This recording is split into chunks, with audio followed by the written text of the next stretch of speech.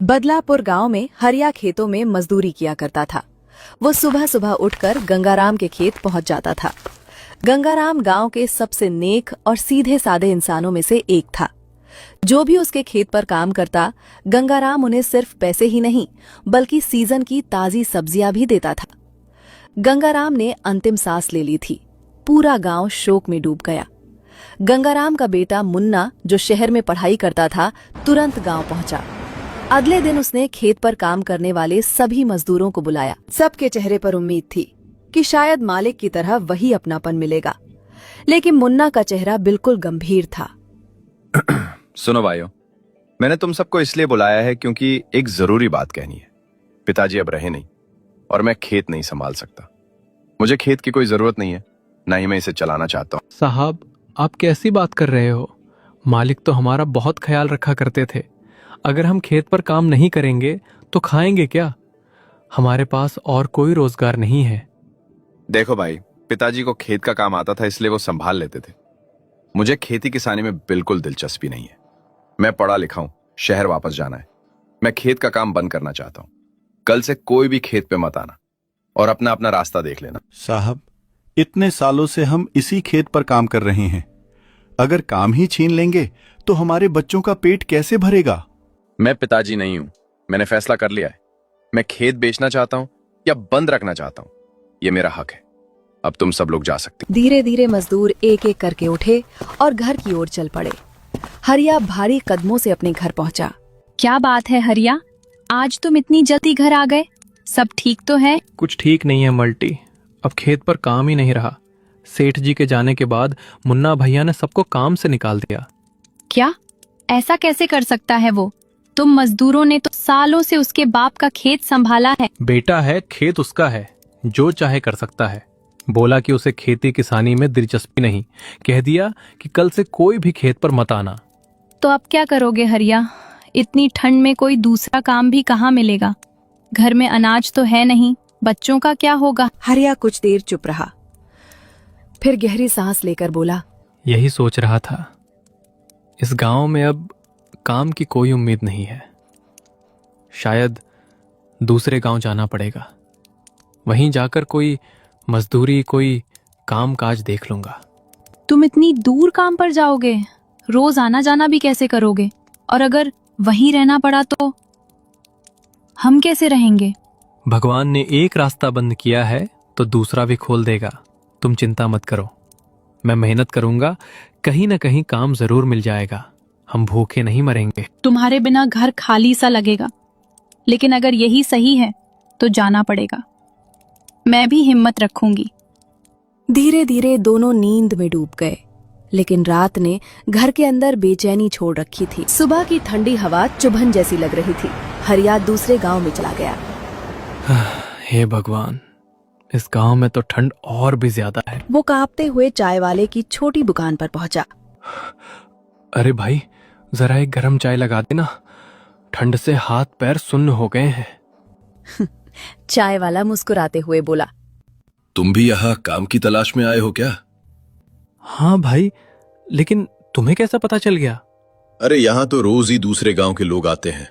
सबका एक ही हाल, अपने गांव में काम नहीं मिलता तो यहाँ उम्मीद लेकर आते हैं। अगर आप किसी तरह मुझे कोई काम दिला दो तो आपकी बहुत बड़ी मेहरबानी होगी। तभी वहां पर असलम भाई आते। ओए मुन्निया, एक चाय बना, हाथ जम गए रे। असलम भाई, जरा इधर देखिए। ये भाई साहब दूसरे गांव से आए हैं और काम की तलाश में हैं। आप भी तो काम करवाते हो, इन्हें अपने पास रख लो ना। कहाँ से आए हो भाई? बदलापुर से। वहां खेत का काम बंद हो गया, इसलिए यहाँ रोजगार की तलाश में आया हूँ। काम कोई भी हो, मेहनत मैं दिल से करूंगा। अच्छा, मेहनत करने वालों की यहाँ कमी नहीं है, लेकिन भरोसेमंद आदमी मिलना मुश्किल है। तुम्हारा चेहरा मेहनतकश लगता है। हाँ सलम भाई, रख लो इनको, बहुत सीधे साधे लग रहे हैं। ठीक है भाई। वैसे भी मुझे एक आदमी की जरूरत थी, सामान उठाने धोने, दुकान संभालने और थोड़ी बहुत मदद के लिए। अगर तुम चाहो तो कल से मेरे पास काम पर आ जाना। ठीक है साहब, जैसा आप कहो। मैं कल सुबह सुबह आ जाऊंगा। रात पूरी तरह घिर चुकी थी। ठंडी हवा चल रही थी और सड़क किनारे सिर्फ पीली ट्यूबलाइट की हल्की रोशनी थी। हरिया के पास रहने को कोई जगह नहीं थी, न बिस्तर न चादर। चल हरिया, आज की रात भी काट ले, कल से सब ठीक हो जाएगा। ठंड शरीर में कांटे सी चुभ रही थी, लेकिन थकान इतनी थी कि कुछ देर में उसकी आंख लग गई। अगली सुबह वो सीधा असलम भाई की जगह पहुंच गया। अरे हरिया, आ गया तू? आज काम थोड़ा ज्यादा है भाई। देख, ये जो लकड़ियां पड़ी है ना, इन्हें उठाकर उस साइड डाल देना। जल्दी लग जा काम पर। जी साहब, जैसा आप कहें। वो बिना समय गवाए लकड़ियां उठाने लगा। हाथों में छाले पड़ने लगे, पीठ दुखने लगी, लेकिन उसने रुकना नहीं चाहा। पूरे दिन का काम खत्म होने के बाद रात हो गई थी। हरिया थका हारा चाय वाले के ढाबे पर पहुंचा। अगर खाना खाया तो पैसे खत्म हो जाएंगे, चाय पीकर गुजारा कर लूं तो ज्यादा बचत हो जाएगी, घर वालों को पैसे भी भेज सकूंगा। उसी समय चाय वाला उसे देखकर बोला, अरे हरिया, आज खाना खाकर नहीं आया क्या? चेहरा तो गिरा गिरा लग रहा है। हरिया ने झूठ छुपाने के लिए मुस्कुराते हुए कहा, अरे नहीं भाई, खाना तो खा आया हूँ, बस जरा गरम चाय पिला दो, ठंड बहुत लग रही है। ठीक है भैया, अभी लाया। पर सुन, खाना टाइम पर खाया करना, नहीं तो तबीयत बिगड़ जाएगी। हाँ भाई, ध्यान रखूंगा। लो, गरम गरम चाय। पैसे की टेंशन मत लिया करो, कभी कमी पड़े तो बता देना। चाय पीकर वो सड़क की ओर चल पड़ा। पेट खाली था, लेकिन दिल में उम्मीद थी। भगवान, बस इतना कर देना कि मेरी मेहनत रंग लाए, घर वाले खुश रहें, बाकी मैं सब झेल लूंगा। फिर वो वहीं जमीन पर लेट गया। हल्की हवा चल रही थी और हरिया अपने नए संघर्षों के साथ सो गया। अगली सुबह ठंडी हवा चल रही थी। खालिद भाई रोज की तरह चाय वाले के पास पहुंचे। अरे मुनिया, हरिया को कहीं देखा है? आज बहुत देर हो गई, वो दुकान पर आया नहीं। अरे नहीं खालिद भाई, मैंने तो नहीं देखा। क्या वो सुबह से काम पर नहीं पहुंचा? हाँ, भाई भी पूछ रहे थे। वो कल बहुत थका हुआ लग रहा था। कहीं तबीयत तो खराब नहीं हो गई? चलो भाई, देखते हैं। सुबह से ठंडी हवा बहुत चल रही है, कहीं बेचारे को कुछ हो न गया हो। कुछ दूर जाने पर चाय वाला अचानक रुक गया। वहां हरिया जमीन पर पड़ा कांप रहा था। दोनों उसको उठाकर घंटे बाद हरिया धीरे धीरे आंखें खोलता है। अरे मैं कहाँ हूँ? ये जगह तो मेरे गांव जैसी भी नहीं लग रही। घबराओ मत हरिया, तुम मेरे घर पर हो। कल रात ठंड में जमीन पर सोने से तुम्हारी तबीयत बहुत बिगड़ गई थी। तुम्हें सड़क किनारे पड़े पाया था, कांप रहे थे पूरा। अगर देर हो जाती तो हालत और खराब हो सकती थी। भाई, इतना कष्ट दिला दिया आपको। वो मेरे पास ठिकाना नहीं था, इसलिए सड़क पर ही सो गया। लेकिन अब मुझे काम पर जाना होगा। अगर काम नहीं किया तो अपने घर पैसे कैसे भेज पाऊंगा? अरे वो पगले, पैसा भेजेगा, लेकिन पहले जिंदा और ठीक ठाक तो रहे। काम का क्या है, 2 दिन नहीं जाएगा तो दुनिया खत्म नहीं हो जाएगी। हरिया सुन, तुम्हारी हालत अभी काम करने लायक नहीं है। हाथ पैर अभी भी ठंड से अकड़े हुए हैं। अगर आज फिर बाहर गए तो तबीयत और बिगड़ जाएगी। लेकिन खालिद भाई, मेरे घर में खाने तक को पैसे नहीं होंगे। अगर मैं कमा नहीं पाया तो? अरे चिंता छोड़ दे, तेरे घर पैसे मैं भेज दूंगा, तू आराम कर ले। बाद में जब ठीक हो जाएगा तब धीरे धीरे काट लेना। लेकिन अभी तू काम पर नहीं जाएगा, ये बात पक्की। हाँ हरिया, यहां तुझे कोई अकेला नहीं छोड़ेगा। तू पहले ठीक हो जा, फिर अच्छे से काम करेगा और घर भी पैसे भेजेगा। ठंड में जिद नहीं करते। ठीक है भाई, जैसा आप लोग कह रहे हो वैसा ही करूंगा। कुछ दिन आराम कर लेता हूँ। शाम ढल चुकी थी। चाय वाला अपनी दुकान बंद करके घर पहुंचा। जैसे ही उसने दरवाजा खोला, उसकी पत्नी खाना बना रही थी। अरे भाग्यवान, आज तो मजा ही आ गया। कमाई बहुत अच्छी हुई, पूरे 1500 रुपए आए हैं आज। अरे वाह, ये तो बहुत अच्छी खबर है। अगर ऐसे ही रोज कमाई होने लगी तो हम कुछ ही दिनों में अपना दूसरा घर भी ले लेंगे। हाँ हाँ, तुम चिंता मत करो, अब काम बढ़ रहा है, लोग भी ज्यादा आने लगे हैं। लगता है भगवान हम पर मेहरबान हो गए हैं। पैसे बहुत जल्दी जुड़ रहे हैं। हम बहुत ही जल्दी नया घर ले लेंगे। उधर कमरे के कोने में रजाई ओढ़े हरिया लेटा था। वो उनकी बातचीत सुन रहा था। उसके दिल में एक नई बात उठी। अरे वाह, चाय बेचकर इतनी कमाई, 1500 रुपए एक दिन की। अगर मैं भी ऐसी ही चाय की छोटी दुकान लगा लूं तो मैं भी अपने घर अच्छे पैसे भेज सकता हूं। मेरे गांव में भी लोग चाय खूब पीते हैं। ये काम तो मुझे भी आ सकता है। सामान सस्ता है, लोग ज्यादा आते हैं, कमाई भी ठीक ठाक। अगली सुबह हरिया चाय वाले की दुकान पर पहुंचा।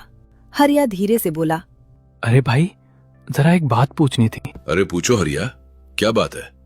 भाई, ये चाय का धंधा तुम कितने पैसे में शुरू किए थे? मेरा मतलब, इसमें खर्चा कितना आता है? अरे हरिया, देख भाई, चाय बेचना छोटा काम लगता है, लेकिन अगर ठीक से किया जाए ना तो आमदनी बहुत अच्छी होती है। रोज का खर्चा लगभग 1000 रुपए तक डूब जाता है। दूध, चाय पत्ती, शक्कर, गैस या लकड़ी सब में। पर अगर जगह अच्छी हो, जहां लोगों की आवाजाही ज्यादा हो, तो मुनाफा भी खूब होता। मतलब कैसी जगह अच्छी मानी जाती है भाई? देख भाई, अगर तू किसी फैक्ट्री, बस अड्डा या मंडी के पास दुकान लगाएगा ना, तो ग्राहक अपने आप मिलेंगे। सुबह शाम मजदूर, ड्राइवर, फैक्ट्री वाले, सबको चाय चाहिए होती है। दिन के 100-150 गिलास आसानी से बिक जाते हैं। फैक्ट्रियां तो हमारे गांव में भी है भाई। अगर मैं अपने गांव जाकर चाय की टपरी लगा लूं तो शायद मेरा भी गुजारा ठीक हो जाए। अरे बिल्कुल हो जाएगा, बस मेहनत करनी पड़ेगी और मुस्कुराहट रखनी पड़ेगी। ग्राहक दिल से जुड़ जाएं तो दुकान अपने आप चल पड़ती है। लेकिन भाई, मेरे पास तो पैसे नहीं है। दुकान लगाने का सामान, चाय का बर्तन, गैस, सबके लिए कुछ पूंजी तो चाहिए ही होगी। अरे भाई, जिसके पास तू अभी काम कर रहा है वो खालिद भाई बहुत नेक आदमी है। उनसे जाकर बोल दे कि तू अपना काम शुरू करना चाहता है। थोड़े पैसे उधार मांग ले, मुझे यकीन है वो मना नहीं करेंगे। इतना कहकर हरिया सीधा खालिद भाई की ओर चल पड़ा। दिल में उम्मीद थी, आंखों में सपना। अरे हरिया, अब तबीयत ठीक लग रही है? चल, आज से फिर काम पर लग जा। मुझे आपसे एक जरूरी बात करनी थी। हाँ बता हरिया, क्या बात है? भाई, मैं अपने गांव जाना चाहता हूं। वहां काफी फैक्ट्रियां लग गई हैं। अगर थोड़ा सा सहारा मिल जाए तो मैं वहां चाय की टपरी लगाना चाहता हूं। बस अगर आप कुछ पैसे उधार दे दो। मैं आपको पूरे पैसे लौटा दूंगा खालिद भाई। अगर आप कहें तो ब्याज भी दे दूंगा। पैसे ज्यादा नहीं चाहिए, बस शुरुआत के लिए। रे हरिया, अगर तू अपने गांव जाना ही चाहता है तो ठीक है।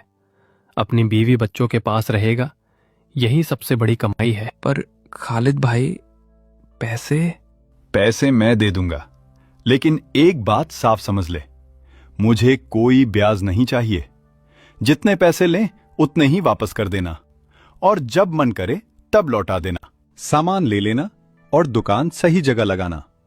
दिल लगाकर काम करना, अल्लाह सब ठीक करेगा। हरिया जब अपने घर पहुंचा तो आंगन बिल्कुल सूना पड़ा था। घर के अंदर से खांसी की हल्की आवाज आ रही थी। चारपाई पर उसका बेटा पिंटू कमजोर सा लेटा था, चेहरा पीला, आंखें बुझी बुझी। अरे भाग्यवान, ये पिंटू को क्या हो गया? इसकी हालत इतनी खराब कैसे हो गई? जब से आप गए हो ना, तब से इसकी तबीयत ठीक नहीं रहती। कभी बुखार, कभी कमजोरी। जो भी पैसे आप भेजते थे वो सब इसकी दवाइयों में ही खर्च हो जाते हैं। उसने आंचल से आंखें पोंछते हुए आगे कहा, जो थोड़े बहुत पैसे बचते हैं उसी से थोड़ा बहुत खाना लाकर सबसे पहले इसे ही खिला देती हूँ। बाकी हम जैसे तैसे गुजारा कर लेते हैं। तुम चिंता मत करो, अब मैं कहीं बाहर नहीं जाऊंगा, यहीं अपने गांव में रहूंगा। लेकिन काम? मैं यहीं चाय का ठेला लगाऊंगा। ऊपर वाले ने चाहा तो काम बहुत अच्छा चलेगा। यहाँ चारों तरफ फैक्ट्रियां हैं, मजदूरों की भीड़ रहती है और दूर दूर तक कोई चाय की दुकान नहीं है। ये मौका यूं ही नहीं। सुबह की ठंडी हवा चल रही थी। हरिया मन ही मन बोला, हे भगवान, आज पहला दिन है, इज्जत भी तुम्हारे हाथ में है और रोजी रोटी भी। इतने में फैक्ट्री से काम पर जा रहा एक मजदूर रुका। अरे भाई साहब, बहुत अच्छा हुआ आपने यहाँ चाय की दुकान लगा ली। हम लोग तो रोज चाय के लिए इधर उधर भटकते रहते थे। जल्दी से एक गर्मा गर्म चाय लगा दो, ठंडा आज कुछ ज्यादा ही है। हाँ भाई, अभी लाया। आज पहली चाय है, दिल से बना रहा हूँ। उसने सावधानी से चाय गिलास में डाली और मजदूर को पकड़ा दी। मजदूर ने घूंट लेते ही कहा, वाह, चाय तो बड़ी मजेदार है भाई। ऐसी चाय मिले तो काम में भी मजा आ जाए। तभी पीछे से एक और आदमी आया। भाई साहब, मेरे लिए भी एक चाय बना दो। चाय पीते हुए वो आदमी बोला, अच्छा हुआ आप यहाँ आ गए। हमारी फैक्ट्री में 50 मजदूर काम करते हैं। सब चाय की तलाश में बाहर निकल जाते हैं, जिससे काम का बहुत समय बर्बाद होता है।